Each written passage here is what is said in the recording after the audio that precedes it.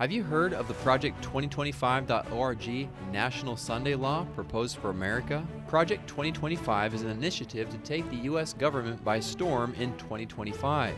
If this country gets a conservative president, they hope to launch their agenda on day one in the White House in 2025. This has prophetic implications. In the first 6 months, they want to enact their 180-day playbook. Trained representatives will cover each key office to facilitate this. On page 589 of the playbook, they argue that Americans need a united Sabbath rest as a God-ordained day off. They argue a shared day off is needed by all society. Their action point is that Congress should encourage communal rest by amending the Fair Labor Standards Act, FLSA, to require that workers be paid time and a half for hours worked on the Sabbath. That day would default to Sunday. This law is very religious in nature. Though it gives some exception to Saturday Sabbath keepers, the reality is problematic for a shared day off. Every time governments have backed religious laws, especially affecting the first 4 of God's 10 commandments, who, how, and when to worship, persecution has arisen. Prophecy students, students of history, and lovers of freedom should take issue with this law. Some people promise freedom when the reality is quite the opposite. King Nebuchadnezzar of Babylon once defended the Hebrew God. The result was deadly and misrepresented God. You can read about it in Daniel 3:28 and 29. Then Nebuchadnezzar spake and said, Blessed be the God of Shadrach, Meshach, and Abednego, who hath sent his angel and delivered his servants that trusted in him, and have changed the king's word and yielded their bodies, that they might not serve nor worship any god except their own God. Therefore I make a decree that every people, nation, and language which speak anything amiss against the God of Shadrach, Meshach, and Abednego shall be cut in pieces, and their houses shall be made a dunghill, because there is no other God that can deliver after this sort.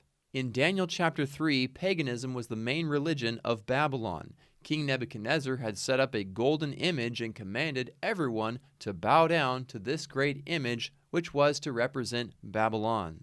All the pagans felt very comfortable with this, while the people of God were challenged because God's commandment said, do not make any graven image, nor bow down to it. Most everyone had no problem bowing down, but these few Hebrew boys did. As a result, they were thrown into a fiery furnace, but God protected them, thankfully. After this experience with paganism, the king decided to defend the Hebrew God politically. In that case, any pagan who wanted to speak against their God was going to be in big trouble with the king. What we see is that no matter whose religion we are defending by the power of the state, someone in the country is going to be affected very negatively, and this is not good for freedom in our country. We may not like pagans using the government against Christians, but we certainly shouldn't make the government go against everyone else and defend the Christian God. That would misrepresent the gospel of Jesus Christ. That would misrepresent the truth of God. If God wanted to enforce his laws by the power of the state, he certainly could have a long time ago. But he has given everyone a free choice, a free will to be able to exercise their freedom of conscience in these matters. And God sends his rain on the just and the unjust, those who praise him and those who curse him.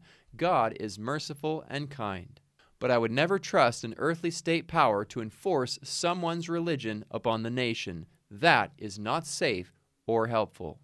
Jesus said, Render to Caesar what belongs to Caesar, but to God what belongs to God. Our taxes go to Caesar, but our tithe and our hearts go to God. Let's serve God and be faithful and not have any government telling us who, how, and even when to worship. In February of 2024, Trump gave a speech at the National Religious Broadcasters Association meeting.